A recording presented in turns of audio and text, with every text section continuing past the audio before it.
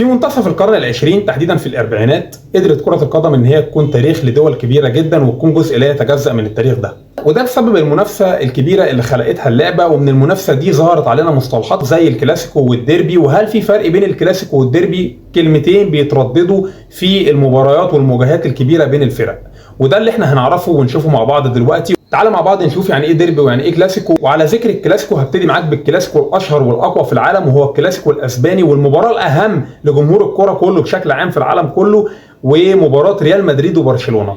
طبيعه المنافسه هنا تحديدا بين الفريقين دول مش منافسه كره بس. مدينه برشلونه الاقليم كله تقريبا عايزها تستقل، لان هم بيتكلموا لغه مختلفه وثقافتهم مختلفه، وكمان الاقتصاد بتاعهم بيقترب بنسبه كبيره جدا، قد تقترب من الربع على اقتصاد اسبانيا كلها. وده اللي مخليهم شايفين نفسهم ان هم اقوى فرقه كوره، لان اقتصادهم مؤثر جدا طبعا على فريق الكوره. وفي نفس الوقت المدينة الثانية ريال مدريد، النادي اللي بيمثل السلطة أو نادي الدولة زي ما بيطلق عليه هناك، أو زي ما بيطلق على أي نادي في العالم جماهيريته أكبر أو شعبيته أكبر بنسبة كبيرة بيسمى نادي الدولة. وده طبعا موجود عندنا احنا كمان في مصر. فريق ريال مدريد وفريق برشلونة الفريقين بيكرهوا بعض جدا، والمنافسة بينهم منافسة قوية جدا وكبيرة جدا، والمنافسة منافسة ألقاب ومين يحقق ألقاب أكتر.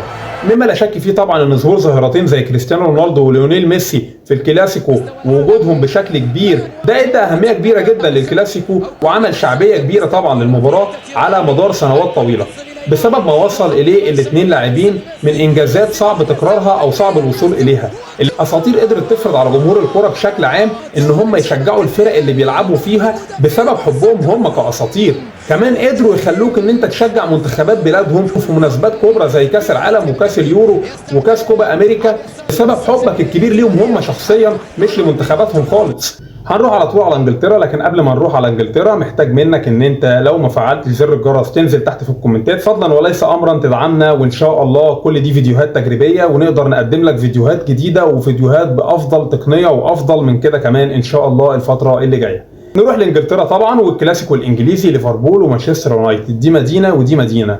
سبب العداء اصلا ان مانشستر كانت المدينه الصناعيه الاولى في انجلترا في الصناعه، وفي اواخر القرن ال19 ومع دخول القرن ال20 بدات ليفربول ان هي تخش في اللعبه واخذت الرياده في الصناعه في انجلترا.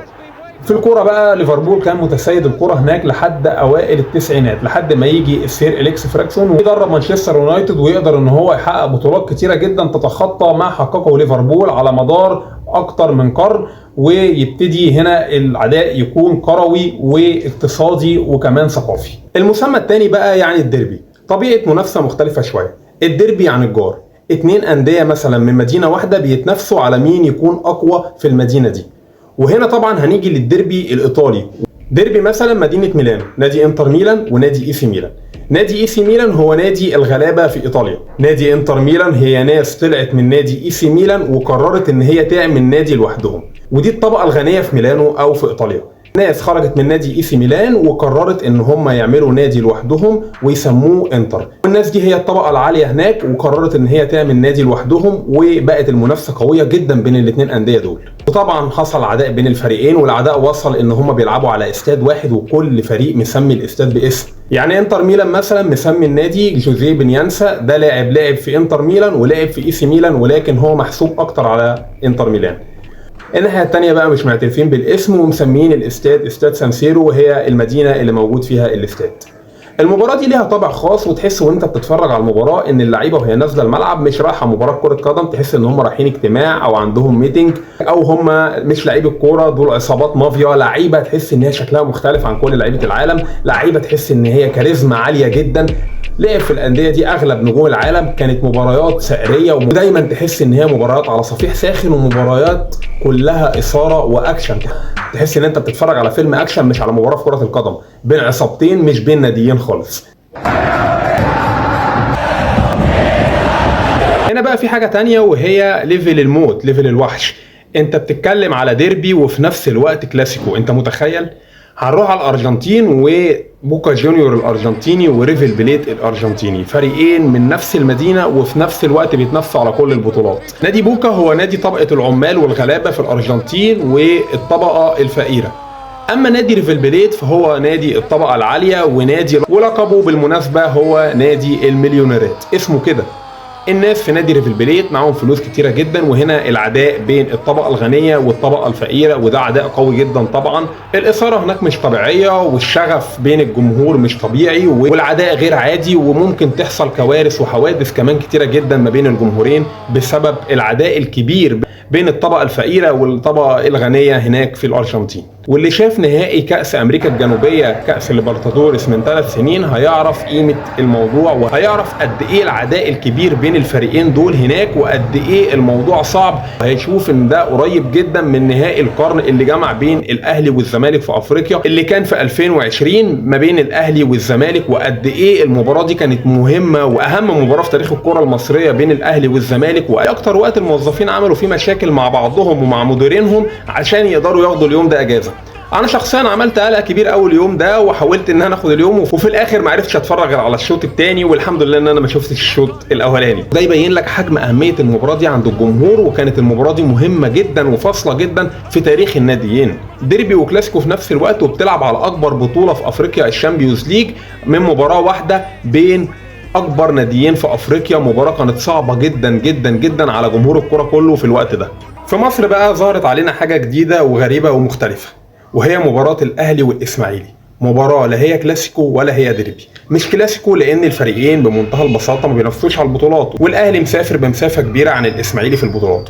ومش هي ديربي لأن الناديين مش من محافظة واحدة ولا من مدينة واحدة. ولكن مباريات الفريقين شهد التاريخ بده، وأكد لنا إن هي ممكن تكون أمتع مباريات في تاريخ الدوري المصري، بتجمع بين الأهلي والإسماعيلي، الشياطين الحمر والدراويش. تعال الأول في البداية أقول لك بداية العداء حصلت ما بين الناديين إزاي. في سنة 67 وبعد النكسة، جمهور النادي الإسماعيلي بيقول إن النادي طلب إن هو يجي يتمرن في مختار التتش في ملعب النادي الأهلي، ولكن النادي الأهلي رفض، ونادي الزمالك هو اللي استضافه. جمهور النادي الأهلي بيقول إن ده ما حصلش، وإن الأهلي فعلا اتقدم له الطلب ووافق، والنادي الإسماعيلي جه واتمرن في النادي الأهلي. وفي رواية تانية بتقول برضو ان النادي الاسماعيلي بيتهم النادي الاهلي بتفريغ النادي من لعيبته، وان هو بيتعاقد مع نجومه، وان هو قدر يخلص في لعيبة كتير عمل بيهم جيل عظيم حقق بطولات كبيرة، والعداء جاي من هنا.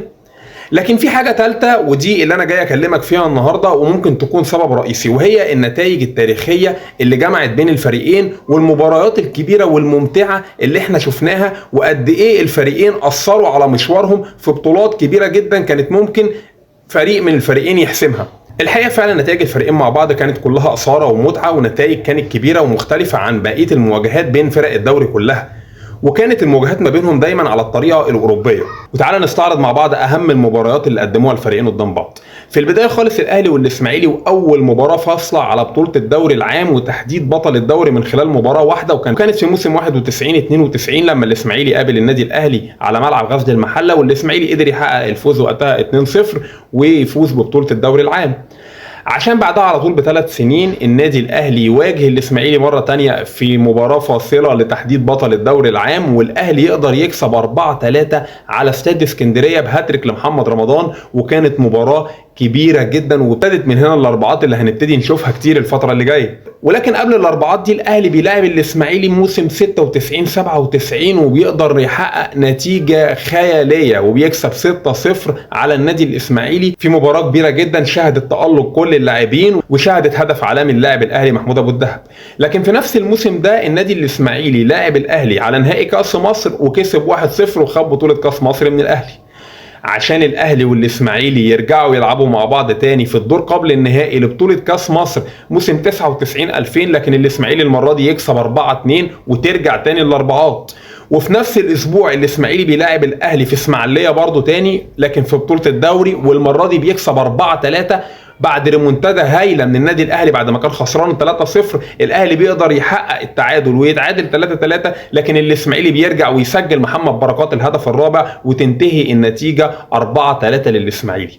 في موسم 2001 2002 والمباراه الاشهر والاقوى في الكره المصريه، وتعادل الاهلي والاسماعيلي 4-4 في استاد القاهره بعد ماراثون كروي قوي جدا بين الفريقين. كان الفريقين في الوقت ده بينافسوا على بطولة الدوري ومين الفريق اللي هيقدر يكمل النهاية ويكسب الدوري، ولكن الاهلي ما نجحش ان هو يحسم المباراة دي اللي كانت بشكل كبير ممكن تحسم بطولة الدوري للنادي الاهلي في الوقت ده. ولكن الاسماعيلي قدر يحقق تعادل ايجابي 4-4 في استاد القاهرة، والاسماعيلي حسم الدوري ليه في النهاية بقيادة مدربه محسن صالح.